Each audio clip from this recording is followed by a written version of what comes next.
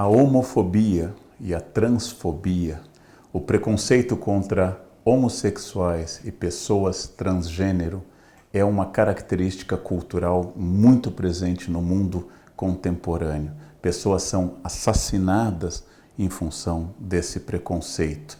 Por que é que a sexualidade dos outros mexe tanto com você?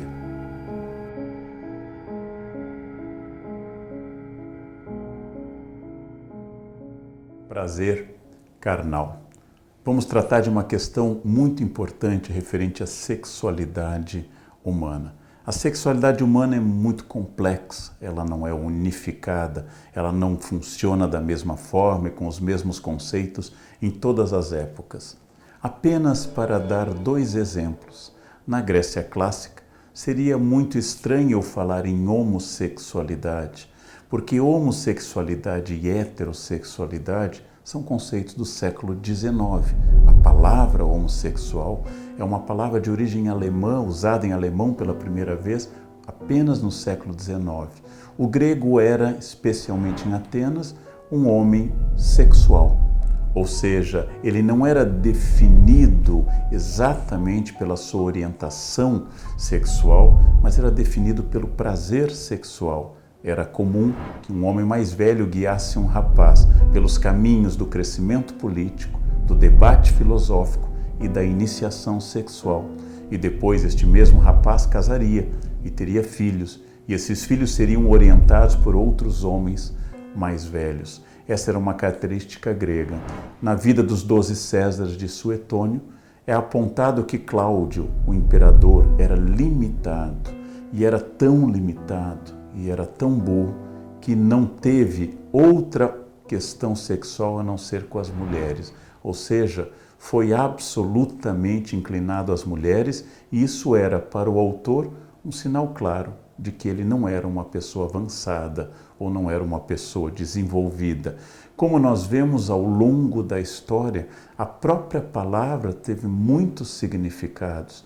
Na Idade Média, com a leitura religiosa, passamos a utilizar a palavra sodomia, ou seja, em função de Sodoma e Gomorra terem sido destruídas por Deus, por pecados, inclusive possivelmente pela inclinação homossexual dos seus habitantes, a sodomia passa a ser um conceito muito presente. Apenas no século XIX surge então a palavra homossexualidade, homo do grego igual, e aí a sexualidade, o homoerotismo. São questões complexas. Vamos imaginar em primeiro lugar que nós nascemos basicamente com duas características biológicas, masculina ou feminina. O hermafroditismo, ou seja, a combinação das duas características em um único corpo, existe, mas ele é irrelevante do ponto de vista estatístico. As pessoas nascem com características, órgãos genitais e com uma disposição biológica masculina ou feminina. Agora, isso é parte da questão. As pessoas interpretam que se nasceu com determinada conformação biológica, tudo que decorrer daí seria natural.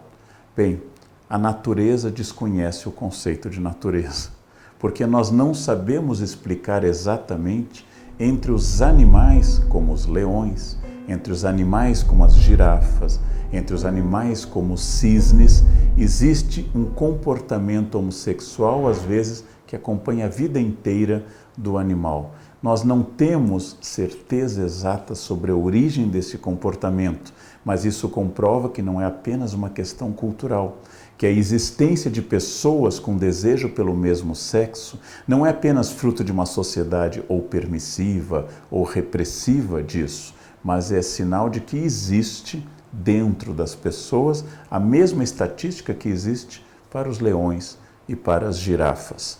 Mas voltemos à questão, meu corpo é masculino ou meu corpo é feminino? Isso dá uma questão biológica.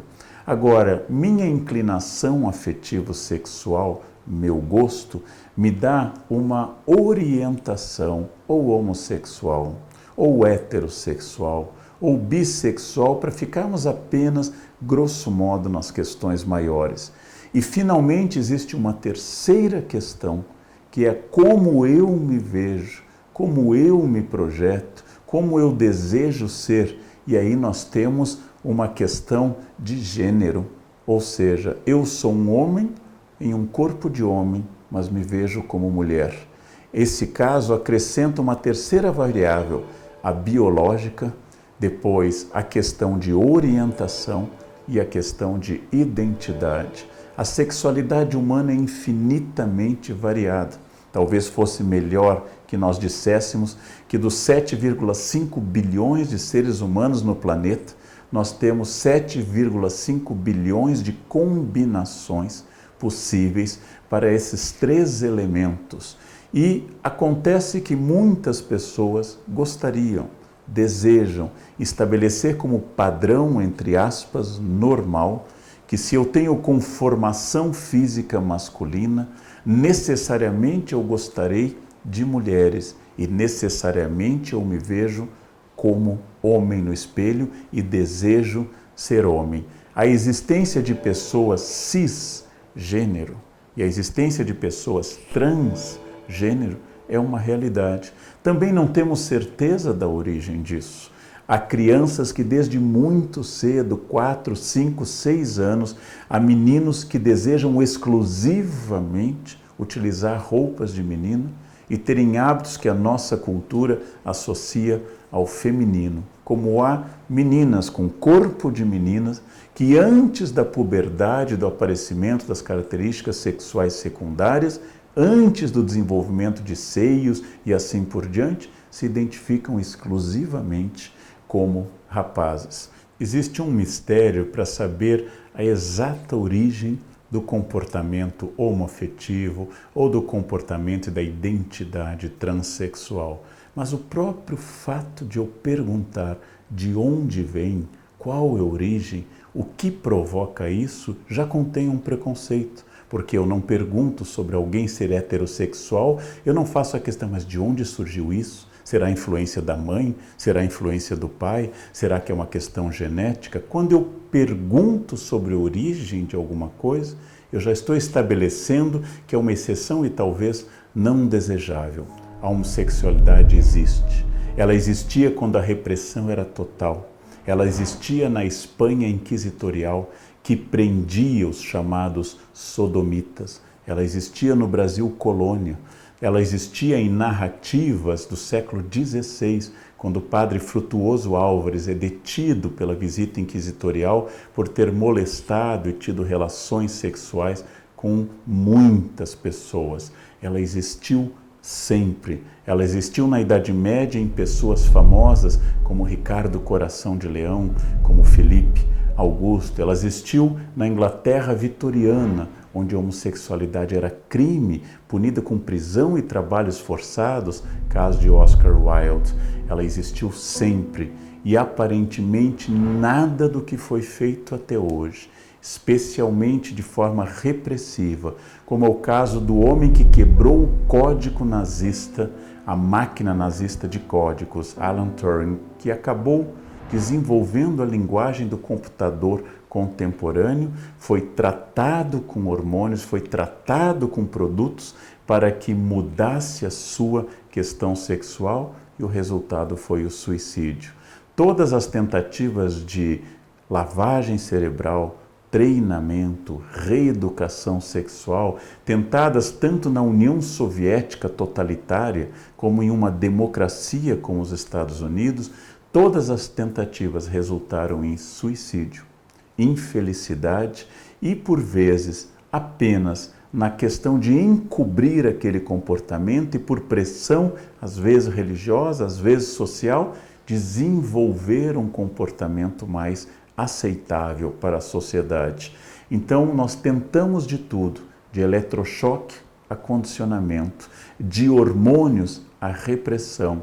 E o resultado é que no mundo medieval, moderno, em todos esses mundos, nós tivemos o mesmo resultado. Continuam existindo homossexuais, continua existindo a mesma proporção. Tome um caso apenas para ilustrar. A Holanda foi um dos primeiros países a adotar a possibilidade de pessoas do mesmo sexo se casarem oficialmente e de adotarem filhos. E há mais de uma geração, holandeses, 2 homens ou 2 mulheres holandesas podem se casar e adotar. Então temos na Holanda já a experiência de filhos adultos criados por pais do mesmo sexo. Sabem qual é a proporção de homossexuais nesse caso?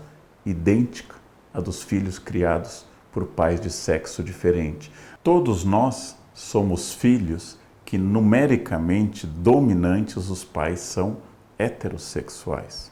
Ou seja, se a identidade de gênero ou se a orientação sexual fosse determinante para os filhos serem homossexuais ou transexuais, toda a humanidade seria heterossexual, seria cisgênero. Por quê? Porque não são os pais que determinam isso. Não é a repressão que elimina, não é haver uma lei que criminalize ou descriminalize a homossexualidade que muda alguma coisa. Em todas as épocas, em todos os instantes, dos regimes mais opressivos, como eu disse, aos mais abertos, nós temos a presença do homoerotismo, da identidade de gênero que tem a chamada disforia de gênero. Tudo isso é uma realidade humana. Eu preciso entender essa variedade. Eu preciso identificar nessa variedade uma característica natural. Não há mais homossexuais agora no século XXI do que havia em 1850. O que mudou é que agora existe maior visibilidade, existe uma parada gay, existe um dia do orgulho gay, existe a presença declarada de gays na mídia e o número é basicamente o mesmo, apenas agora são mais visíveis, apenas estão mais presentes na mídia e na sociedade, em ambientes urbanos mais cosmopolitas, um pouco mais aceitos, em ambientes menos cosmopolitas, menos urbanos, em geral, menos aceitos. Essa é uma questão de realidade humana. Não há por que eu perguntar por que alguém é homossexual, porque também não há por que eu perguntar por que alguém tem olhos claros ou olhos escuros. Mas, de fato, não sabemos a origem exata da questão. Não sabemos, de fato, o que causa esse dado humano da diversidade, de orientação de gênero, de identidade sexual, de gosto sexual. E é claro que além desses polos didáticos que a gente utiliza, homossexual, heterossexual, existe uma variação enorme. Existe uma grande quantidade de homens que se consideram heterossexuais, casam, possuem filhos e vão para, por exemplo, um ambiente exclusivamente masculino, como uma cadeia. E lá possuem uma experiência homoafetiva e lá ficam tendo uma relação homoafetiva. Eis que quando saem da cadeia, voltam à sua inserção chamada heterossexual. Há uma grande quantidade de casos registrados de mulheres que possuem uma paixão por outra mulher e depois que essa paixão passa, voltam a ter relações com homens. A sexualidade humana é muito mais complicada do que essas etiquetas.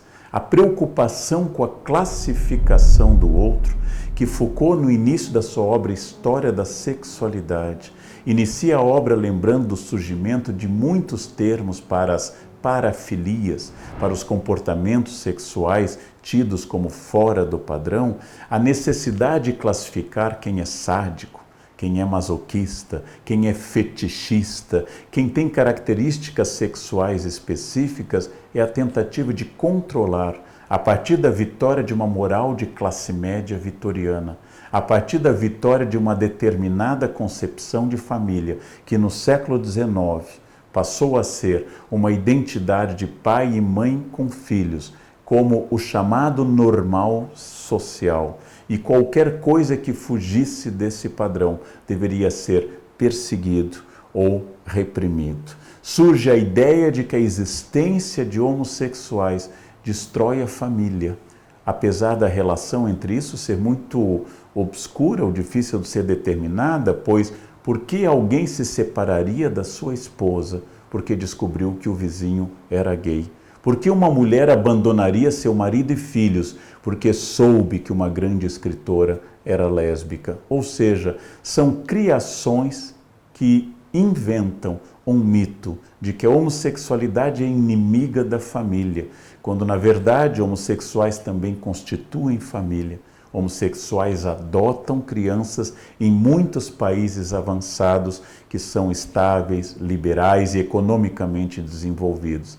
Basta você olhar o mapa dos países que consideram a homossexualidade crime, como a Arábia Saudita, e países que têm uma legislação que não só descriminaliza, como estabelece a igualdade dos diferentes gêneros e orientações, como Holanda, como por exemplo a Dinamarca, que você vai ver que o preconceito, a homofobia e a transfobia são típicos de países subdesenvolvidos ou marcados por uma religião muito forte que determina o que seria o aceitável. Por que é que as pessoas têm medo? Por que elas se preocupam? Por que alguém expressa preconceito em relação a uma orientação ou uma identidade de gênero distintas ou alternativas? Porque os heterossexuais, grosso modo, são a maioria em todas as sociedades e continuam sendo, mesmo após as paradas gays, mesmo após os dias do orgulho gay, os heterossexuais continuam sendo o grupo dominante. E por que uma minoria matematicamente muito menor causa tanto impacto em uma pessoa? É possível que isso seja um traço cultural, afastar a diferença, dizer que aquilo que é diferente é perigoso, mesmo procedimento para, por exemplo, o racismo. É possível também que exista na pessoa que é homofóbica ou que é transfóbica, que ela apenas revele a sua insegurança.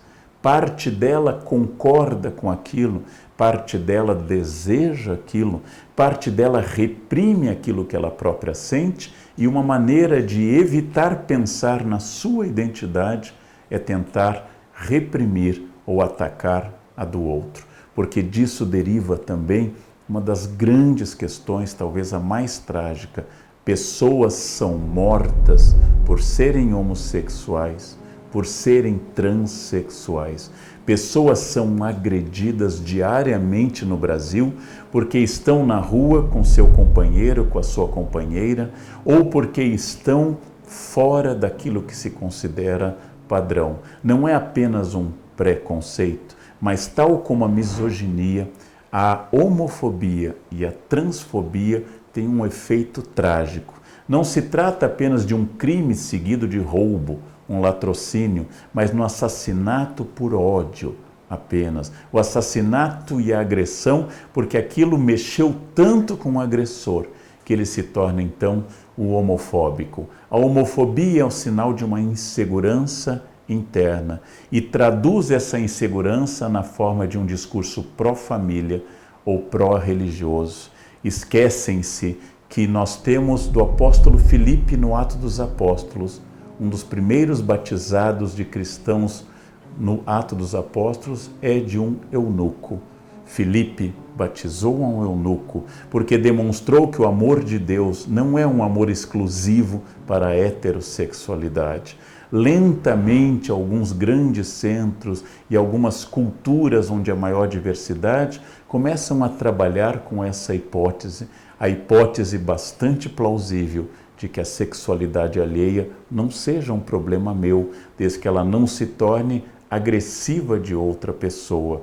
Assim como não é um defeito ser heterossexual, mas é um defeito estuprar uma mulher, assim não é um defeito ser homossexual, mas qualquer agressão que um homossexual possa fazer contra outra pessoa, isso sim é um defeito. Há grandes exemplos na história de homens e mulheres que se inclinaram ao mesmo gosto sexual de homoafetividade, de homens e mulheres que produziram muito, de Michelangelo a Proust, de Oscar Wilde a Schubert. Em todos os lugares existem pintores, escultores, escritores, administradores, advogados, médicos que foram e são marcados pela homoafetividade. É uma presença real que não pode ser ocultada. O que eu posso dizer a um homem ou uma mulher ou a uma pessoa transgênero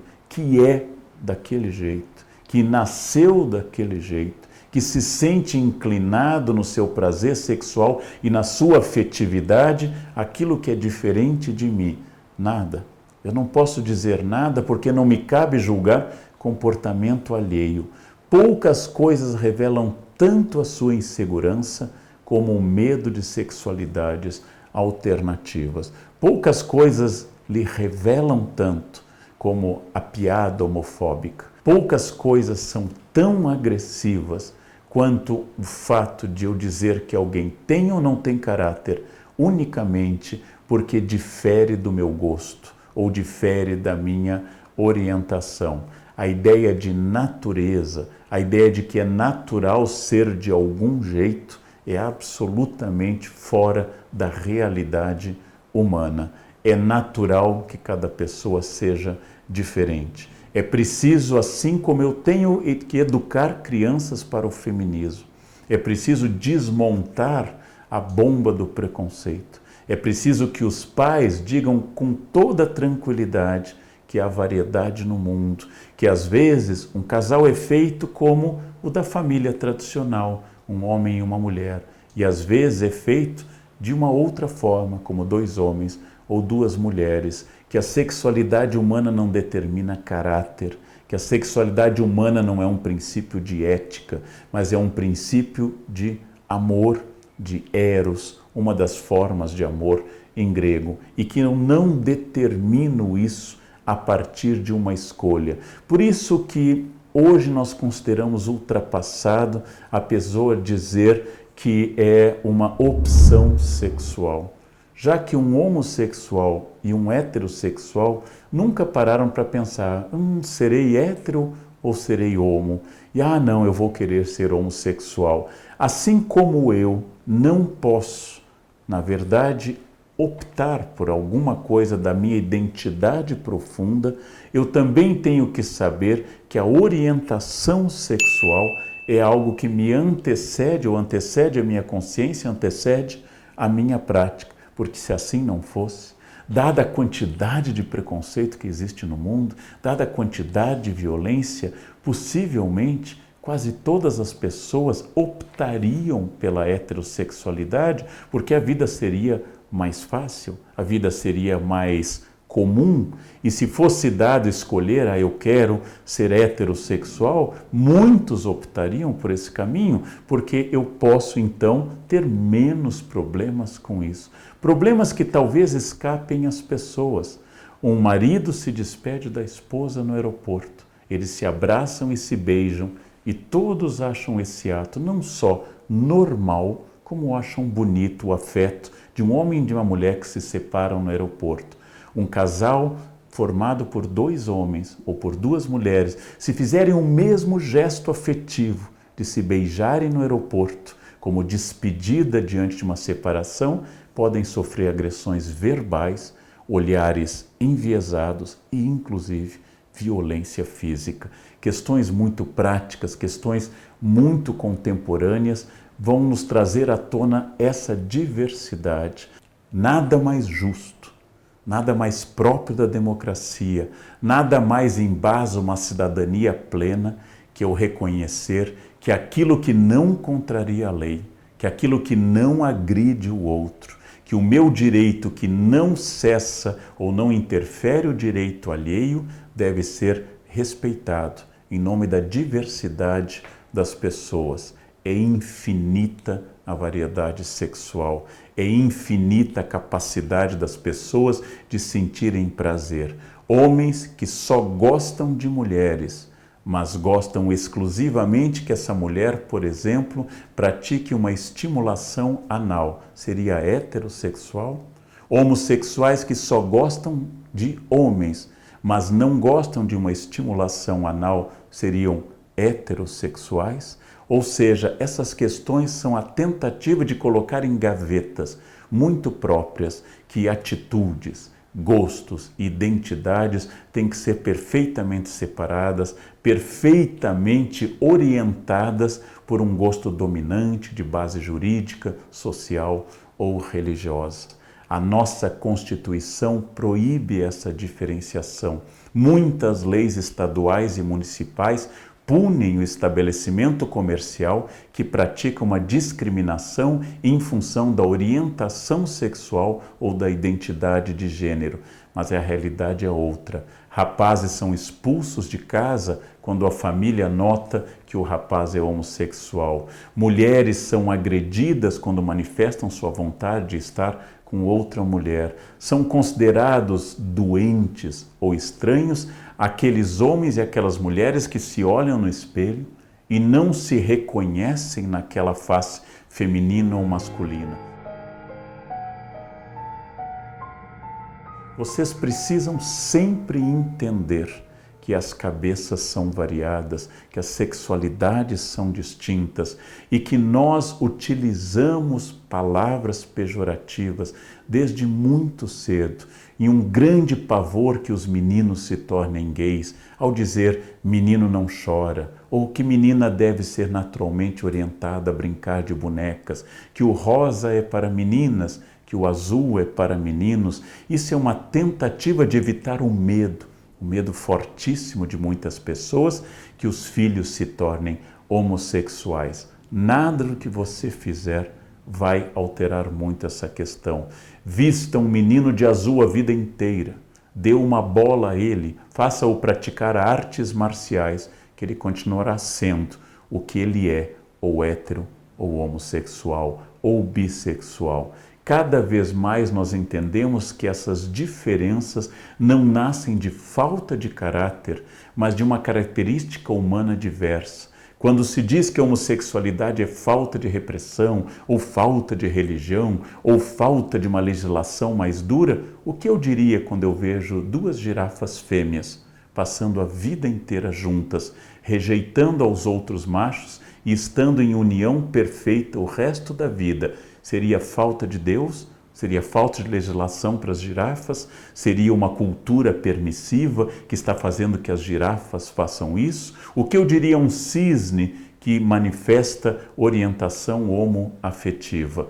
Não temos certeza de nada. É óbvio, é lógico que a reprodução é heterossexual. É lógico que para eu ter uma criança eu preciso de um homem e de uma mulher. Mas convenhamos que existir mais pessoas no mundo não é o nosso grande drama deste momento.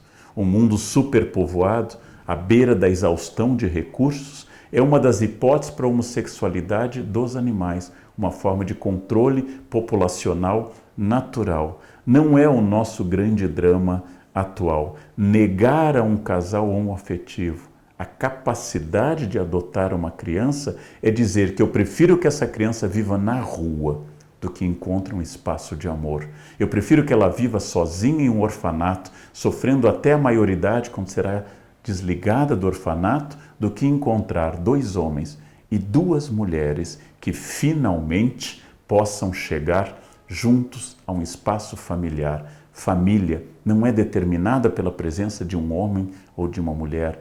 Há muitas famílias, como o IBGE demonstra, formadas por monoparentais, sistemas em que só há um homem ou só uma mulher. Há muitas famílias formadas por dois homens e por duas mulheres. É uma realidade que nós precisamos exercitar, porque fomos também educados para o preconceito e a homofobia. E assim como eu citei anteriormente, que eu cantava nos carnavais, o teu cabelo não nega mulata, também cantávamos músicas homofóbicas. Olha a cabeleira do Zezé, será que ele é? Será que ele é? E a plateia do carnaval gritava bicha, ou seja, agredia naquilo que é mais forte, a dignidade de um homem, ao chamá-lo de bicha, ao chamá-lo de viado, ao chamá-lo de fresco, quaisquer palavras pejorativas que tenham sido criadas para isso. A mulher é um sapatão, a mulher é masculina e assim por diante. Esse medo tem que ser superado. Esse medo é uma evidência de que nós ainda funcionamos por comportamentos heteronormativos. Comportamentos que, inclusive, são sofridos para todas as pessoas.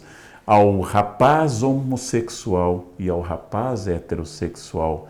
O heterossexual vai sofrer porque ele precisa aparentar sempre, em todos os instantes, que ele não tem sentimentos, que ele é direto, objetivo, que ele é forte, que ele não pode falhar sexualmente. E ao rapaz homossexual que ele é um ser pervertido, é um ser que não é desejado e não é fonte de orgulho para ninguém. O sofrimento heteronormativo é tentar estabelecer papéis aos quais todos, homens, mulheres e transgênero, devem ficar adequados. Toda vez que eu estabeleço uma etiqueta e uma gaveta universal e faço uma distinção entre o certo e o errado do ponto de vista da legislação ou do ponto de vista do comportamento sexual, eu estou estabelecendo um parâmetro repressivo. Nós precisamos ter mais tranquilidade com a sexualidade nossa e dos outros. Você pode ser homem e gostar apenas de mulheres, não há nenhum problema. Você pode ser homem e gostar apenas de homens, não há nenhum problema. Você pode ser homem e gostar de homens e de mulheres, bissexual, também não há problema. Você pode ser um homem que tem fases mais homossexuais, mais heterossexuais, também não há problema. Você pode ser um homem que olha no espelho e vê ou deseja que seja uma mulher. Nesse caso de disforia de gênero, nós temos a já chamada operação de mudança de sexo ou, como preferem os especialistas, redesignação sexual. Acima de tudo, é importante não centralizar a sexualidade na ideia reprodutiva. Como disse alguém, os homossexuais não se reproduzem, aparelho excretor ou urinário não reproduz, então os homossexuais seriam errados, ou deveriam ser evitados, ou deveriam ser reprimidos porque não se reproduzem. O mesmo critério serviria para encarcerarmos na lei padres, freiras, monges budistas e todos aqueles que fazem voto de castidade e não se reproduzem. Ou seja, é o preconceito que rege isso. A luta dos gays, a luta das lésbicas, a luta dos bissexuais, a luta dos assexuais, a luta dos transgêneros, a luta dos intersexuais, a luta daquele que, significando queer, estranho, diferente ou questionando a sua própria sexualidade, a luta de todas as pessoas que aparentemente fogem do mainstream, fogem da corrente principal, tem muitos marcos no século XX. Usualmente nós consideramos 28 de junho um marco. Em um bar de Nova York, a polícia invadiu e humilhou os seus frequentadores, na sua maioria homossexuais.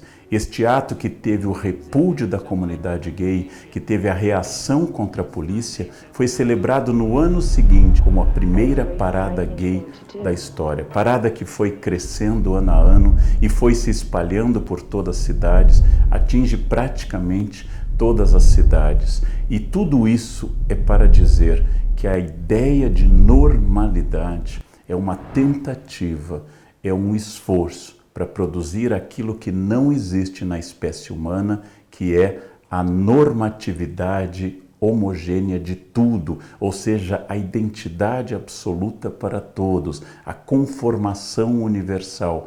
Isso não existe.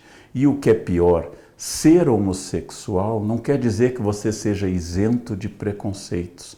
Ser homossexual pode dizer que você, homossexual branco, possa ser racista e que um negro possa sofrer o racismo, mas seja homofóbico, que uma mulher negra possa ser misógina e também homofóbica. Tudo isso é porque o preconceito não tem um tipo ideal, ele nasce do mesmo lugar, do medo, da tentativa de normar, que se contraria com o afã de fazer outras coisas.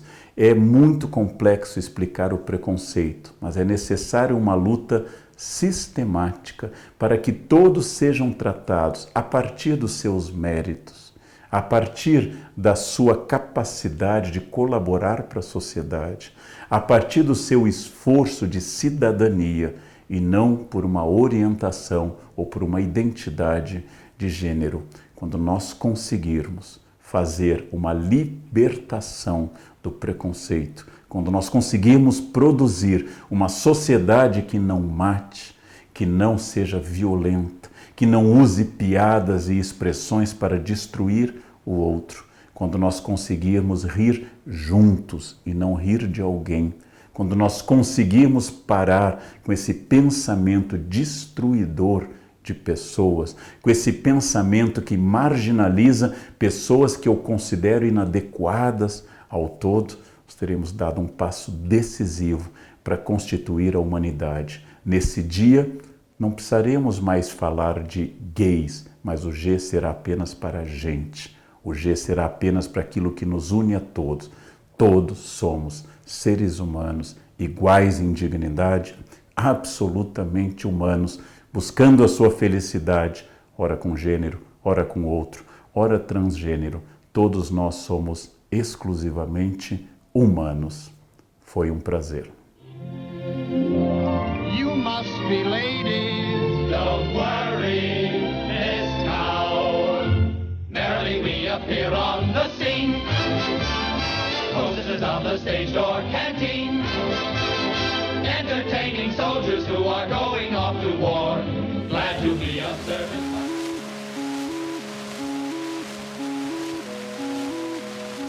Acho que seria revolucionário pensar que o seu médico é homossexual, que a sua colega de trabalho é lésbica, seu professor é homossexual, fora daquela ideia de uma pessoa que foge ao padrão, mas que a homossexualidade existe de forma bem tranquila, não apenas de forma um pouco exótica, como a sociedade imagina.